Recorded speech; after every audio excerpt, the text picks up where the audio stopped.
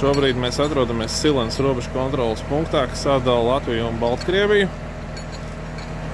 Kā mēs zinām, tad 19. septembrī valdība pieņēma lēmumu par šī robežu kontrolas punktu slēgšanu.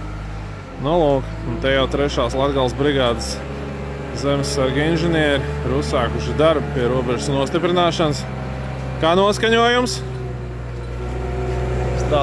Strādājam, jā? Malaši vīri.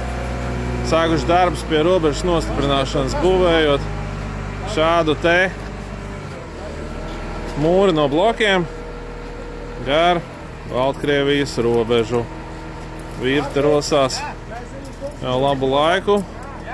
Izliek arī koncertīnas, lai nebūtu iespējams iekļūt mūsu valstī no Baltkrievijas puses. Un lūk arī Baltkrievijas puse, spriežot pēc visa, vēro notiekušo no attāluma.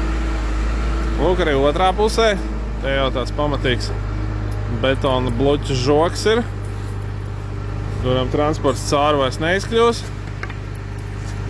Nu, un līdz rītam robeža būs pilnībā slēgta. Tālūk.